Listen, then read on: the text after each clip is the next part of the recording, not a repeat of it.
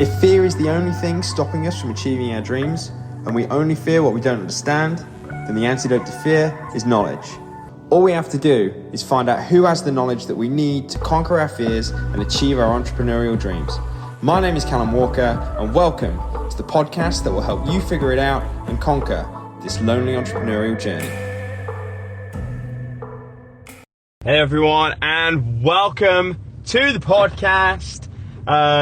Today, I've got something really cool to share with you. It's two things. First of all, what I'm going to share with you is something that will really change the way in which your clients adhere to their plans.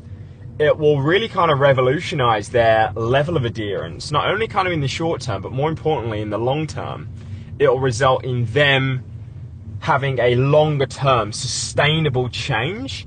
Now, how does that benefit you? Because it obviously benefits them. Well, again, if they're getting sustainable results, they're able to consistently level up, get better and better and stay on track, then naturally, from a business point of view, they stay in your business so much more.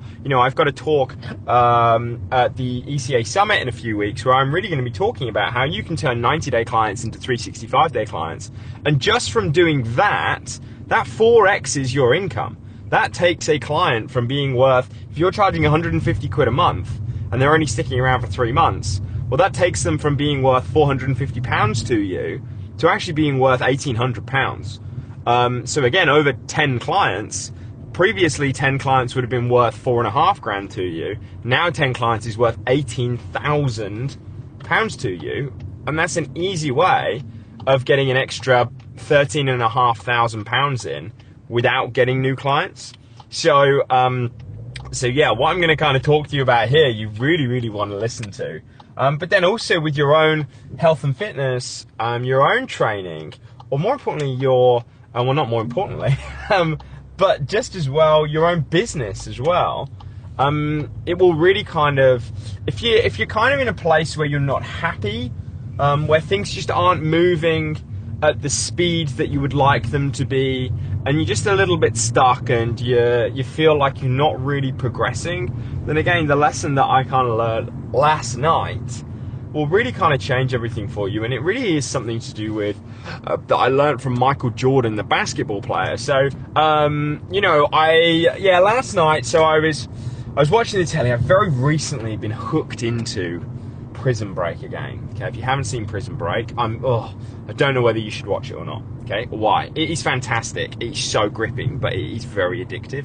Very addictive. I remember I first came across Prison Break when Michael Scofield was breaking his brother Lincoln Burrows out of jail back in 2012 when I was at uni, and I remember I literally watched all 4 seasons in, I think it was about 2 weeks, and it wasn't 2 weeks, it was less than that. I literally would stay up all night till like 6-7 in the morning watching Prison Break.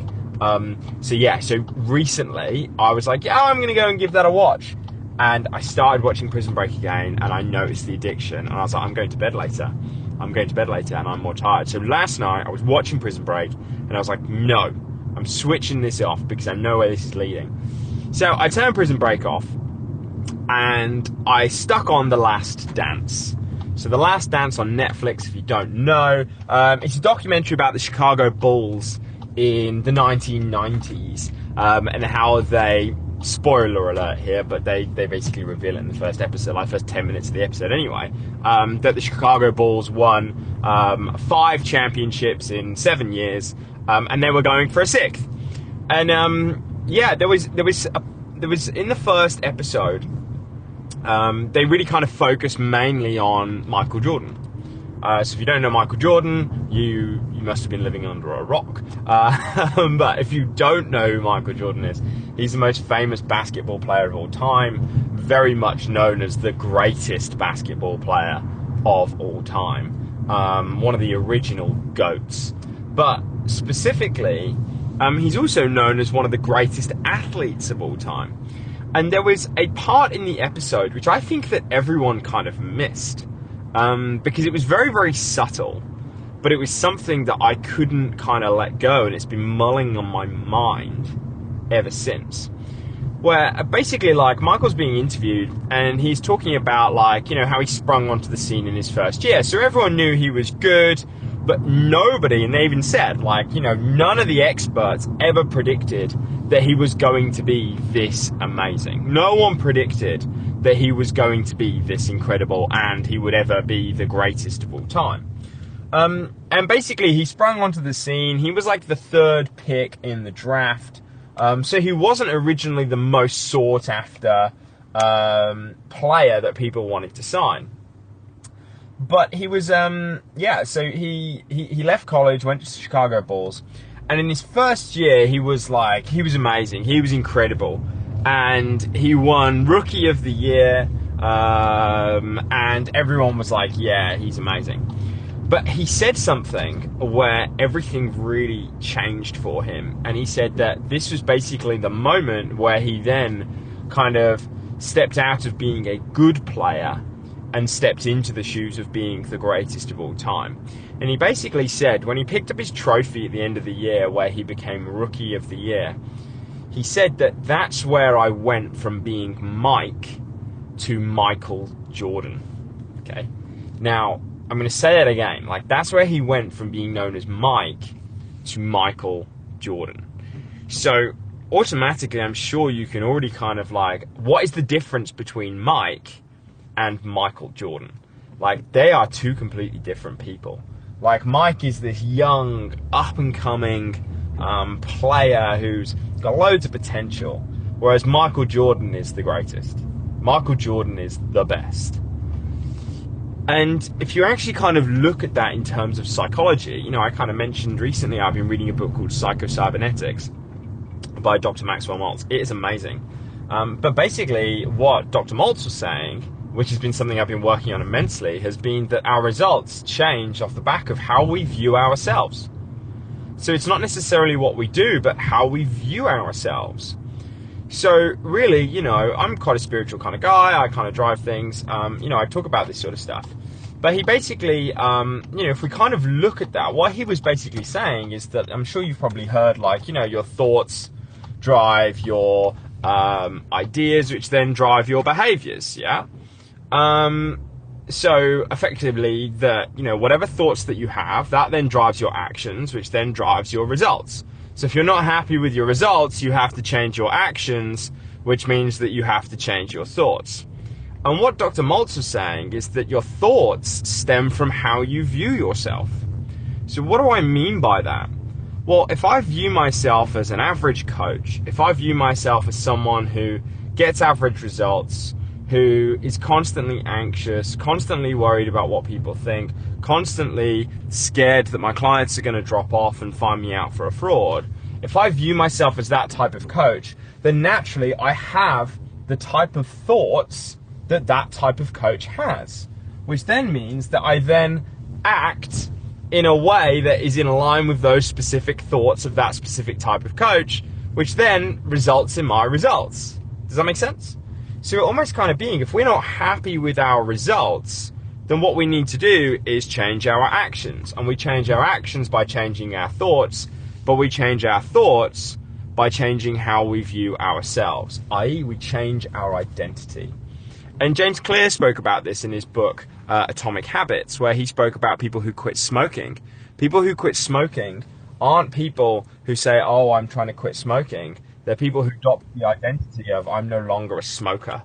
It's the same with almost like me getting into running. I've been able to be consistent with my running and enjoy my running because I've started to adopt the identity of a runner.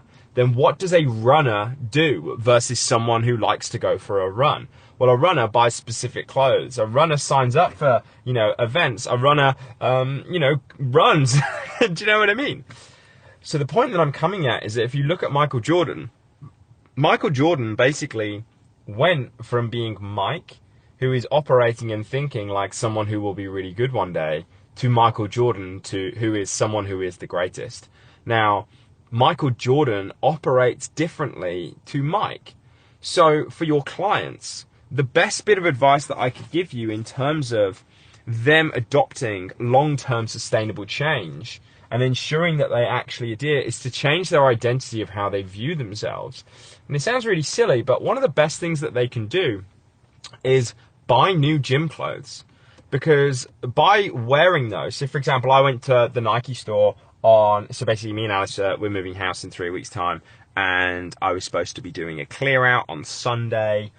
She went home on Sunday. She asked me how the clear out went. So I was a little bit economical with the truth, because when I was supposed to be clearing out, I actually went shopping, and I went to the Nike store, and I've bought loads of Nike clothes, loads of running clothes, because I've got to run in a few weeks' time. Now, she then asked me how the clear out went. I said, I'm really happy with how it went. So I haven't actually lied to her, but I am really happy with how the clear out went. Instead of clearing out, I brought stuff in. Anyway, the point is that when I'm wearing these clothes, I feel like a runner. I adopt the behaviors of a runner. I act like a runner. I think, oh, bless me. I think like a runner. So the point that I'm coming at is, if I look at one of the best things that I did within my business, was that I killed off the identity of being self-employed, and I started to view myself as an entrepreneur. How does a self-employed individual work and operate versus an entrepreneur? A self-employed individual works 50, 60, 70, 80 hours a week. An entrepreneur tries to free up as much time and energy as possible to work as effectively and efficiently as possible. So someone who is an entrepreneur is far more creative and actually lives life in that specific way. So therefore, I start to think and act like an entrepreneur. Does this make sense?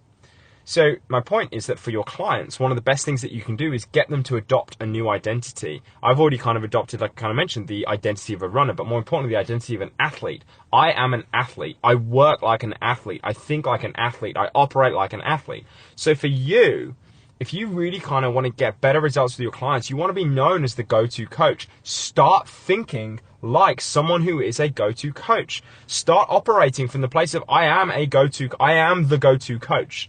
Because that then changes how you think. Well, what does the go-to coach actually do? Well, they're constantly working on themselves. They're constantly practicing what they're preaching. They're constantly learning more and more and more and more and more. They're constantly developing and evolving, acquiring new information. I know for myself, especially from a health and fitness point of view, the go-to coaches aren't the people who are giving out calorie targets, protein goals. They're people who are using lower carb diets, intermittent fasting, high quality supplementation protocols, optimizing their clients' sleep, all of these specific things. So again, what I want you to do is shed the identity of a fitness coach to being the go-to coach, the best coach that is out there.